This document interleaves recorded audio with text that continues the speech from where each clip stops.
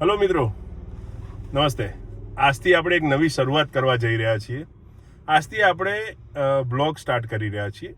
Vlog એટલા માટે કે જે પણ જગ્યા ઉપર જઈએ છીએ અને ઇન્સ્ટાગ્રામ અને ફેસબુકના માધ્યમથી એની પૂરી સમસ્યા નથી બતાવી શકતા, અને ત્યાં આગળ પહોંચીએ છીએ કેવી રીતે, ત્યાં લોકોની શું સમસ્યા છે, લોકો શું વાત કરે છે, આ બધી વસ્તુ આપ લોકો સુધી નથી પહોંચાડી શકતા. એટલે ઘણા બધા મિત્રો જે ઇન્સ્ટાગ્રામના મારા ફોલોવર છે, જે મારા ફેસબુકના ફોલોવર છે, એ બધા ઘણીવાર મને ડીએમ પણ કરતા હોય છે, કોમેન્ટમાં પણ લખતા હોય છે કે તમે આખો ઘટનાક્રમ સમજાવો. એટલે હવે આખો ઘટનાક્રમ 2-3 મિનિટની રીલની અંદર તો સમજાવી ના શકાય. એટલા માટે આપણે વીકમાં એક દિવસ આપણા વ્લોગ આવે ને એની અંદર એ વ્લોગની અંદર મુખ્ય જે 2-4 સમસ્યા હોય એ સમસ્યાઓ સુધી કેવી રીતે પહોંચી રહ્યા છીએ, કેવી રીતે એની વાત કરી રહ્યા છીએ, કેવી રીતે લોકોની સમસ્યાનું સમાધાન કરી રહ્યા છે, અને કેવી રીતે અમદાવાદમાં સમસ્યા છે તો અથવા તો જાગૃત નાગરિક તરીકેની કેટલીક વાતો છે જે તમારી સાથે શેર કરી શકાય સારી રીતે. એટલા માટે આ વ્લોગનું શરૂઆત કરી છે. આજે આપણે મિત્રો મણિનગર ખાતે જઈ રહ્યા છીએ. મણિનગરની અંદર એક ચાલી આવેલી છે. ચાલીની અંદર છેલ્લા 45 વર્ષથી લોકો રહી રહ્યા છે, અને આગળ ના તો પીવાના પાણીની સુવિધા છે, ના તો ગટરની સુવિધા છે. એ લોકો અમદાવાદ મ્યુનિસિપલ કોર્પોરેશનનો ટેક્સ પણ ભરી રહ્યા છે, અને આ બધી તકલીફ છે. એટલે હવે આપણે અહીંથી ત્યાં જવા માટે નીકળી રહ્યા છે, અને ત્યાં ગયા પછી આગળ વધુ વાત કરીશું. પણ મિત્રો, આપણે નવી શરૂઆત છે. આપ સૌનો પ્રેમ જે રીતે ઇન્સ્ટા અને ફેસબુક ઉપર મળ્યો છે એ રીતે આ યુટ્યુબના વ્લોગમાં પણ મળે એવી હું અપેક્ષા કરું છું. આગળ આપણે હવે મણિનગર જઈએ, ત્યાં આગળ ગયા પછી આપને બતાવીએ શું કેવી રીતે થયું. આપણે જવા માટે નીકળી ગયા છીએ મણિનગર. મારી સાથે અત્યારે ગોલુ છે. ગોલુ, ક્યાં જઈ રહ્યા છીએ? મણિનગર. શું લાગે છે મણિનગર જેવા વિસ્તારની અંદર 45 વર્ષથી કોઈ સોસાયટી અથવા તો ચાલીમાં પાણી અને ગટર ના હોય, કેટલી મોટી ઘટના કહેવાય? બહુ મોટી ઘટના કહેવાય ભાઈ. ઘણી બધી લોકોને સમસ્યા પડતી હશે પાણીની. તો પાણી વગર તો કેમનું પબ્લિક જીવન એમનું જીવશે? એટલે પાણી વગર માણસ કેવી રીતે જીવી શકે આ જોવાની વાત છે. મણિનગર જેવા વિસ્તારમાં જ્યાંથી વડાપ્રધાન પોતે ધારાસભ્ય રહી ચૂક્યા હોય અને 45 વર્ષથી લોકો રહેતા હોય, ત્યાં પીવાનું પાણી ના હોય, એટલે આ તો ખૂબ અજુગતી વાત હતી. જ્યારે પ્રશ્ન મારી પાસે આવ્યો ત્યારે હું પણ જાણીને અચરજ પામ્યો કે તમે પીવાની પાણીની લાઈન નથી આપતા. આપણે નળ સે જળની યોજનાની વાત કરીએ, હર ઘર જલની વાત કરીએ છીએ, અને ત્યાં આગળ પીવાનું પાણી નથી અમદાવાદ મ્યુનિસિપલ કોર્પોરેશન આપી શકતી. એટલે જાણીને ખૂબ અચરજ જોયું. આપણે જઈ રહ્યા છીએ, રસ્તામાં છીએ, જઈ રહ્યા છીએ, શું થાય છે આપણે જોઈએ. બસ હવે આપણે મિત્રો મણિનગર પહોંચી ગયા છીએ. આ મણિનગરના ગુરુદ્વારાનો પાછળનો ભાગ છે. હવે આપણે અહીંથી ટર્ન મારવાનો છે, એટલે અહીંથી આગળ આપણે ટર્ન મારીને મૂળ જગ્યા ઉપર પહોંચી રહ્યા છીએ. આપણે જે જગ્યાએ પીવાનું પાણી નથી પહોંચતું એ જગ્યાએ જઈ રહ્યા છીએ. આ આસપાસમાં તમે જુઓ છો બિલ્ડિંગો છે, ને બધી જગ્યાએ પાણી છે. માત્ર અહીંથી થોડુંક અંદર પાણી પહોંચાડવામાં અમદાવાદ મ્યુનિસિપલ કોર્પોરેશન નિષ્ફળ ગઈ રહ્યું છે. વેલાઈ જાઓ, હા, થોડું વેલાઈ જાઓ.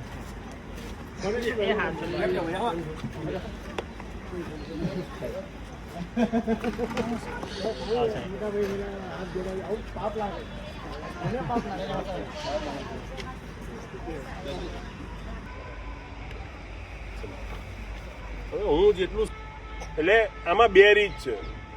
એક તો અમદાવાદ મ્યુનિસિપલ કોર્પોરેશન છાપરા ચાલીના આધારે તમને પાણીની લાઈન ફાળવી શકે, કાયદામાં જોગવાઈ છે એ રીતે ફાળવે. હવે જો એ માલિકી પુરાવાની વાત કરતા હોય અને માન લો આપણે આપવામાં સમર્થ ના હોઈએ, કારણ કે 100 વર્ષ જૂના આપણે રહીએ છીએ અને જૂના કોઈની જોડે લખાણ કાગળિયા હોય ના હોય, તો પણ પબ્લિક વોટર સપ્લાયના કાયદા હેઠળ એમને લોકો માટે એક સાર્વજનિક નળ 3 અહીંયા આગળ મૂકવા પડે એવો તમારો અધિકાર બને છે. ને એ અધિકારના ભાગરૂપે પાણીની જે ત્યાં આગળ પબ્લિક પાણીની જે નળો મૂકવામાં આવ્યા હતા ત્યાં જે બંધ થયા, એ જ લાઈન એમને અહીંયા આગળ ઇન્સ્ટોલ કરીને આપવી પડે. આ કાયદો કે છે.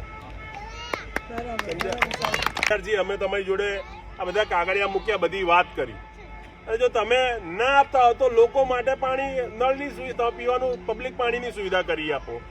જો તમે એ પણ ના કરવા માંગતા, આ બી ના કરવા માંગતા હો તો નળ સે જળ યોજનાની વાતનો છેદ ઉડાઈને મૂકી દો. બીજું શૌચાલય, આપણે આખા મોટા શૌચાલયની વાત કરીએ કે ભાઈ હર ઘર શૌચાલય, આટલી મોટી પેલી વિદ્યા બાલનને લઈ આવ્યા, એડ કરાવડાવી, કરોડો રૂપિયા ખર્ચ્યા, અને મણિનગરમાં અહીંયા શૌચાલય ના આપી શકે, એ શૌચાલયની યોજનાઓનો કોઈ મતલબ રહેતો નથી. તમારા બધાના ઘરે છે શૌચાલય? બોલો બધા બોલો કે બોલો તમે. અમે છોકરીઓ વહેલા સવારે 4 વાગે ઉઠીને રેલના ફાટકે જઈએ છીએ. આ પેલી લાઈનમાં ગાડી જ આવે છે તો પણ ડરીને જઈએ છીએ. વિચારો, મણિનગર વોર્ડની અંદર આટલા પોસ્ટ વિસ્તારની અંદર શૌચાલય નથી, નળ સે જલની યોજનાની વાત કરીએ એનું પાણી નથી. આ ભારતીય જનતા પાર્ટીની સરકાર મણિનગર વિધાનસભામાં, મણિનગર વોર્ડમાં, જે મણિનગર વિધાનસભામાં હાલના વડાપ્રધાન નરેન્દ્રભાઈ મોદી ધારાસભ્ય તરીકે હતા અને એમને સ્વપ્ન આપ્યું કે હર ઘર શૌચાલય બનાવવાની તો મોટી મોટી જાહેરાતો કરી અને મણિનગરની અંદર શૌચાલય નથી આપી શકતા. આ બહેનો, માતાઓ, દીકરીઓ સવારમાં 4 વાગે એવું કહે છે કે ઉઠીને અહીંયા ગાડી જાહેરમાં શૌચક્રિયા માટે જવું પડે. હું માનું છું ત્યાં સુધી ભારતીય જનતા પાર્ટી અને કોઈ પણ રાજકીય પક્ષ માટે જે સત્તામાં હોય એના માટે ખૂબ શરમજનક વાત છે. હા, અત્યારે અમે જ્યાં ઊભા છીએ ત્યાં તમે આ નીચે વિડીયોમાં જોયું કે ડોલો, તપેલા, ડેગડા, માટલાઓ બધા ખાલી પડ્યા છે. આ બધા તપેલાઓ, ડેગડાઓ, ડોલો પાણી આવવાની રાહ જોઈ રહ્યા છે અને પાણી એ કોઈ નળમાંથી નથી આવવાનું, એ ટેન્કરના મારફતે આવવાનું છે. અને ટેન્કર એટલા માટે કે આખા ભારતમાં નળ સે જળની યોજનાની વાત કરવામાં આવે, ઘરે ઘરે જળની વાત કરવામાં આવે.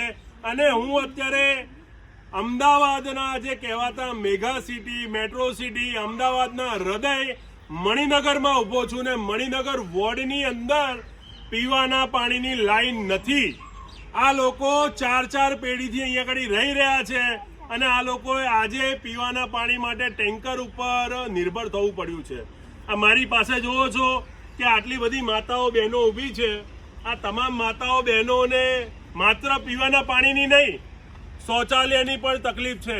આપણે મોટી વાત કરીએ કે હર ઘર શૌચાલય સોચ બદલેગા, વિદ્યા બાલનને લઈને જાહેરાત કરાવડાવીએ, કરોડો રૂપિયાનું એંધાણ કરીએ અને અમદાવાદના હાડ સમાન મણિનગર વોર્ડમાં જ્યાં આગળ વડાપ્રધાન ધારાસભ્ય હતા તે સમયે મુખ્યમંત્રી હતા અને એ જ વડાપ્રધાન આજે શૌચાલયની વાત કરે અને શૌચાલય મણિનગરના અંદર, મણિનગર વોર્ડ, મોડર્ન સિટી, એની અંદર મણિનગરમાં શૌચાલય ના આપી શકો, તમે પીવાનું પાણી ના આપી શકો, તમે શૌચાલય ના આપી શકો. પરિણામે આ મારી પાછળ મારી માતાઓ, મારી બહેનો, દીકરીઓ ઊભી છે, એમને પાછળ રેલવે લાઈન ઉપર જઈને જાહેરમાં શૌચકાર્ય કરવું પડે. અને આ કદાચ ભારતીય જનતા પાર્ટી અને સરકાર માટે શરમની વાત છે, દીકરીઓની સુરક્ષાની વાત છે. 3, 4, 5 વર્ષથી રજૂઆતો થાય છે પણ એ રજૂઆતો પર કંઈ ધ્યાન આપવામાં નથી આવતું. મારી સાથે માતા છે, કોઈક વાત કરશે. બા, કેટલા સમયથી આ સમસ્યા છે?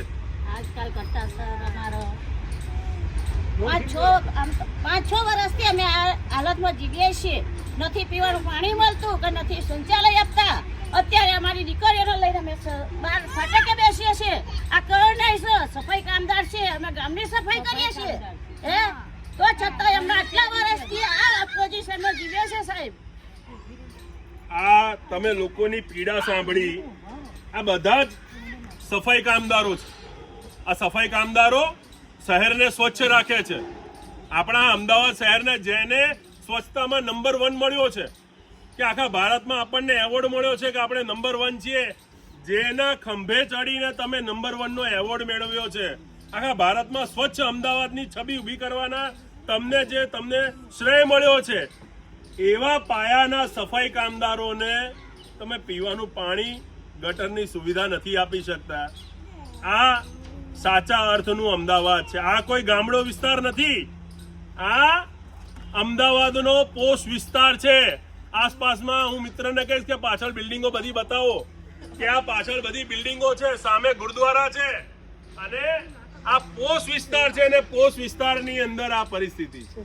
હવે તો જોવું એ રહ્યું કે આ લોકોની વાત, લોકોની પીડા સરકારના કાને પહોંચે છે કે કેમ. અને નથી પહોંચતી તો ચિંતા ના કરો, અમે બેઠા છીએ અમદાવાદ મ્યુનિસિપલ કોર્પોરેશનના કાને વાત પહોંચાડવા માટે અને એમના કાને વાત જોરથી પહોંચાડાય એના માટેના બધા રસ્તાઓ અમને ખબર છે.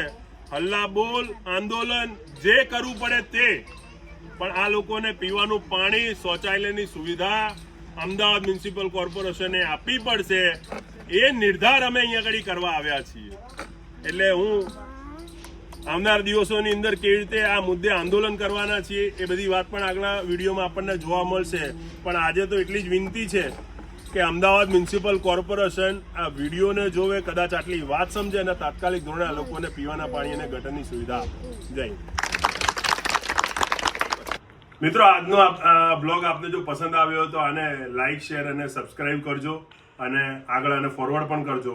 આવા જ પ્રજાના પ્રશ્નો, જનતાનો અવાજ લઈને આવનારા બ્લોગમાં આપની સામે આવીશું, આપ સાથે જોડાઈશું. એટલે મારી આપને વિનંતી છે કે આ વધુમાં વધુ લોકોને આ વિડીયો શેર કરજો અને આ ચેનલને તમે લાઈક અને શેર અને સબસ્ક્રાઇબ કરજો. જય હિન્દ.